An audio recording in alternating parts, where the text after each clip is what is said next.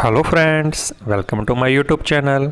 आज આપણે જોઈશું હોટલમાં બને તેવી અને બિલકુલ સોફ્ટ તેમજ સૌ કોઈને પ્રિય એવી નાન બંને ઘરે બનાવવા માટે ચાલો મિત્રો ફટાફટ જોઈ લઈએ આ રેસીપી।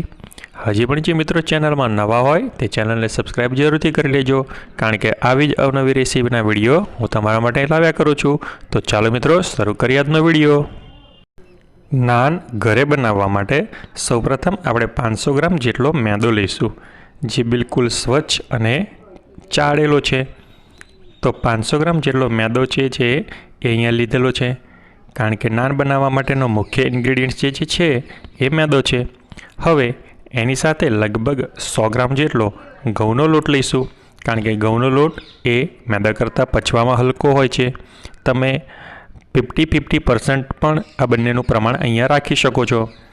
તો અહીંયા જે ઘઉંના લોટને લીધે જે રોટલી છે, જે નાન છે એ ખૂબ જ હાઇજેનિક બનશે। હવે આ રીતે વચ્ચેથી થોડો એની અંદર ખાડો કરી લઈશું। ત્યારબાદ તેની અંદર 2 ટેબલ સ્પૂન જેટલું દૂધ એની અંદર એડ કરીશું। ત્યારબાદ લગભગ 1 ટેબલ સ્પૂન જેટલું અહીંયા દહીં અહીંયાને અંદર એડ કરીશું, જે આથવણીની પ્રક્રિયા માટે ઉપયોગી છે। ત્યારબાદ 2 થી 3 સ્પૂન જેટલું એની અંદર ચોખ્ખું ઘી એની અંદર આપણે ઉમેરીશું। લગભગ 2 થી 3 સ્પૂન જેટલું એની અંદર તેલ પણ ઉમેરવાનું છે, તો એ પણ આપણે અહીંયા એની અંદર ઉમેરીશું।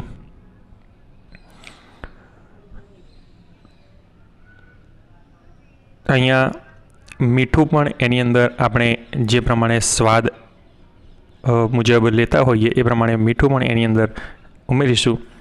ત્યારબાદ 1 ટેબલ સ્પૂન જેટલી ખાંડ પણ ઉમેરવાની છે,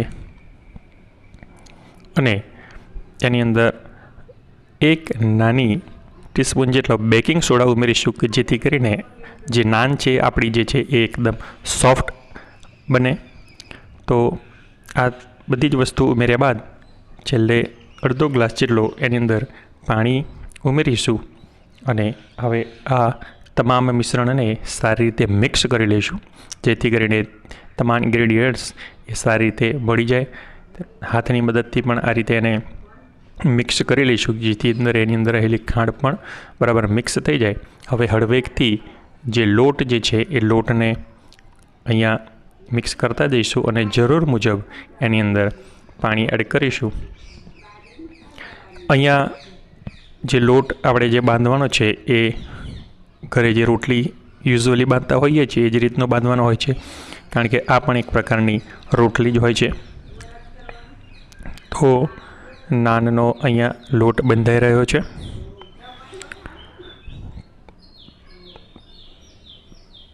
તમે જોઈ શકો છો કે આ ઘરે જે રીતે રોટલી આપણે બાંધતા હોઈએ છીએ એ જ રીતે આપણો લોટ અહીંયા તૈયાર થઈ ચૂક્યો છે।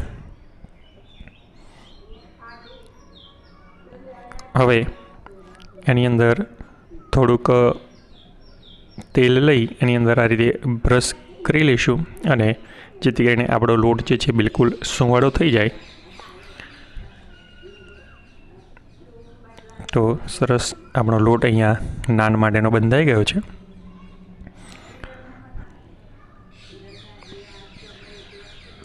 સારી રીતે આ રીતે એને લોટને અહીંયા બાંધ્યા બાદ હવે એને થોડા સમય માટે મૂકી રાખવાનો છે। તો સરસ મજાનો આપણે અહીંયા લોટ બંધાઈ ગયો છે। થોડા સમય પછી આ લોટ સામાન્ય ફૂલી જશે। હવે આ એક કપડાની મદદથી આ રીતે આ લોટને બાંધી દેવાનો છે અને બંધ કરી દેવાનો છે, ઢાંકી દઈશું।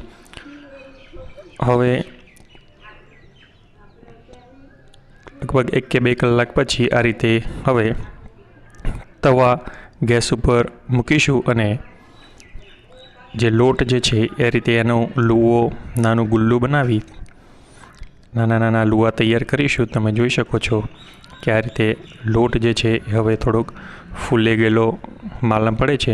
તો જે રીતે રોટલી આપણે વણતા હોઈએ એ જ રીતે અહીંયા ગુલ્લું બનાવવાનું છે, અને આ રીતે મેદાની અંદર થોડું રગદોડી અને રોટલી આદણી અને વેલણની મદદથી અહીંયા લંબગોળ શેપ ટાઈપનો રોટલી વણવાની છે. અને થોડુંક આ રીતે વણાઈ ગયા બાદ તેની અંદર કાળા તલ અથવા ડુંગળીના બીજ પણ તમે એની અંદર એડ કરી શકો છો. અને લીલા ધાણા પણ જે છે એ એની અંદર આ રીતે લીલા ધાણાના પત્તા એડ કરી એની અંદર હળવેકથી આ રીતે વેલણ આપણે અહીંયા ઉપર પ્રેસ કરવાનું છે, જેથી કરીને જે તલ અને લીલા ધાણા જે છે એ એની અંદર ફિટ થઈ જાય અને એનો લુક પણ ખૂબ જ સરસ આવે, જે નાનની આગવી ઓળખ ઊભી કરે છે. તો થોડી આ રીતે જાડી અહીંયા રોટલી રાખવાની છે. ત્યારબાદ એને ઊંધી ફેરવી આ રીતે થોડું પાણી લઈ પાછળના ભાગે અને જે તવા ઉપર આપણે આ રીતે એને શેકાવા માટે મૂકી દઈશું. તો થોડો સમય શેકાયા પછી તમે જુઓ છો કે એની અંદર નાના નાના જે છે એ બબલ્સ તમને જોવા મળે છે. તો એનો મતલબ એ છે કે હવે આપણી જે નાન જે છે એ શેકાઈ ગઈ છે.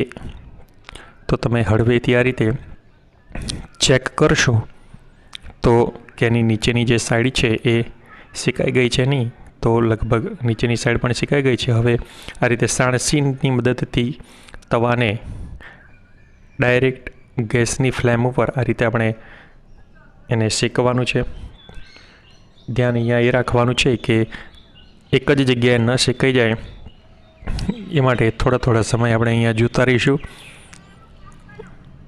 તો તમે જોઈ શકો છો કે અહીંયા સરસ મજાની જે રોટલી જે છે એ શેકાઈ ગઈ છે. એક જગ્યાએ થોડીક અહીંયા કાચી દેખાય છે, તો એ રીતે આપણે અહીંયા જોઈએ તો હવે લગભગ બધી જ જગ્યાએ જે આપણી નાન જે છે એ સરસ મજાની શેકાઈ ગઈ છે. તો તૈયાર છે મિત્રો અહીંયા ખૂબ જ સુંદર અને ઇઝી રેસીપી કે જે સૌ કોઈને પ્રિય હોય છે. હવે બટરની મદદથી એને છેલ્લે આ રીતે કરી અને સર્વ કરીશું. ખૂબ જ ઇઝી અને સરળ રેસીપીની રીત જાણ્યા બાદ જો મિત્રો તમને અમારો વિડીયો ગમ્યો હોય તો તેને લાઈક જરૂરથી કરજો અને અન્ય મિત્રોને શેર જરૂરથી કરજો.